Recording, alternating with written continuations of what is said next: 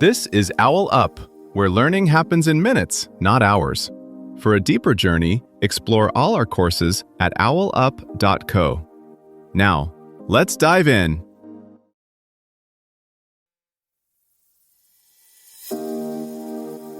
Welcome back to Chapter 2 of our series, Great Commanders and Their Decisive Battles.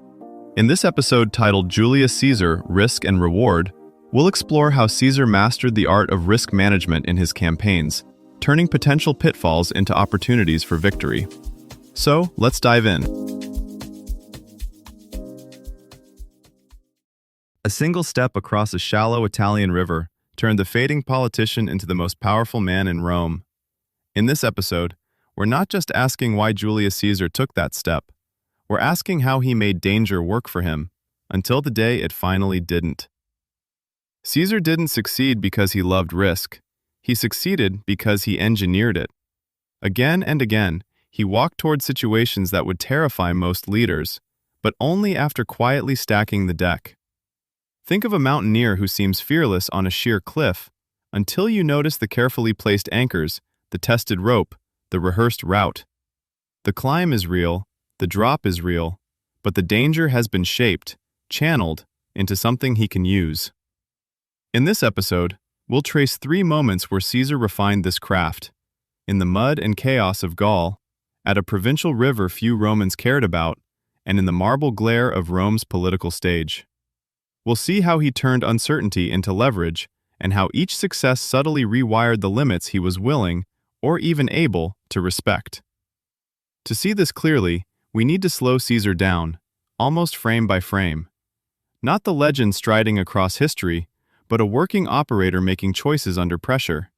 Scouts bringing in scraps of news, messengers racing along muddy roads, senators whispering behind columns.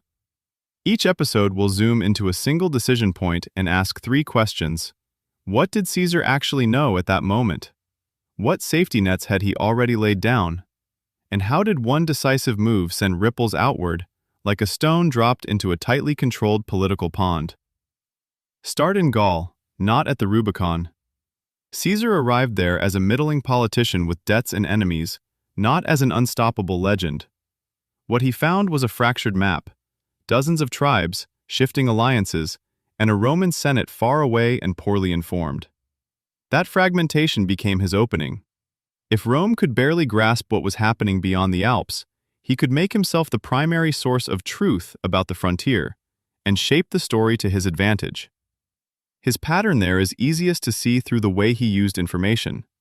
Caesar pushed reconnaissance aggressively, cavalry screens, allied scouts, interrogation of prisoners, even exploiting tribal rivalries to learn who hated whom and why. He wanted to know not just where armies were, but what political fractures might crack under pressure. The commentaries he wrote weren't just war reports.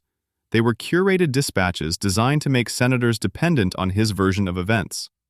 While opponents in Rome relied on rumors, he relied on daily intelligence feeds. Once he felt he could see better than anyone else, he moved to insulation. In Gaul, that meant building layers of support and obligation, granting favors to local elites, distributing plunder to soldiers, sending captured wealth back to Rome to buy public goodwill.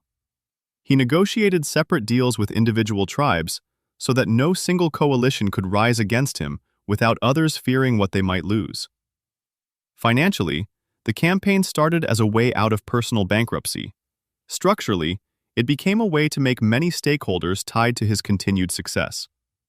Only then did he attempt operations that looked outrageous from the outside: winter crossings, rapid marches, double lines of fortifications at places like Alesia. From a distance, these appear almost reckless. Up close, they rested on months of prior work, mapped terrain, tested supply lines, drilled troops who knew how quickly he might demand them to move. The apparent gamble at Alesia wasn't a single bet, but the visible tip of a long series of smaller, earlier decisions that narrowed his uncertainty before the siege ever began. Watch how this pattern sharpened at Alesia. Caesar faced not just one enemy, but 2. The warriors trapped inside the hill fort and a vast relief force assembling beyond the horizon. Most commanders would pick one problem and hope the other stayed quiet. Caesar refused to choose. He ordered an inward-facing wall to pin Vercingetorix in place, then an outward-facing ring to blunt the coming rescue. Two separate systems tuned to different threats, yet feeding the same outcome. This wasn't bravado, it was sequencing. First, he drilled his legions to build faster than Gallic scouts could measure. Then he placed camps on high ground that could mutually support each other, so a breach in one sector wouldn't collapse the line. Signal systems, pre-dug fallback trenches, and carefully rationed reserves meant that when the relief army finally struck, he could redeploy units without losing cohesion. The gamble sat not in one dramatic order, but in trusting that all those staggered preparations would mesh under peak stress. Caesar's arc hints at a quieter danger. Systems that reward bold moves can start to penalize restraint. In modern terms, a leader who always wins by pushing boundaries trains their organization to expect constant escalation.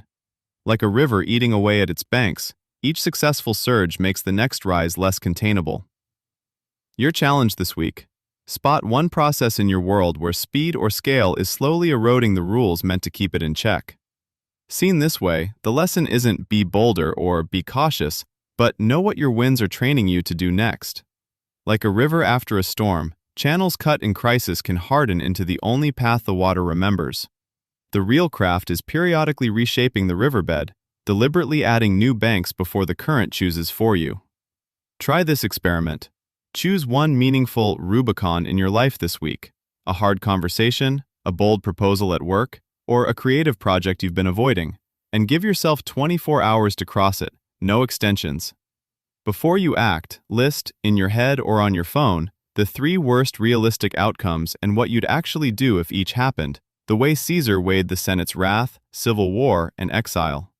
Then, like Caesar marching on Rome, commit to a visible, irreversible step. Send the email, book the meeting room, publish the draft that makes backing out awkward or costly.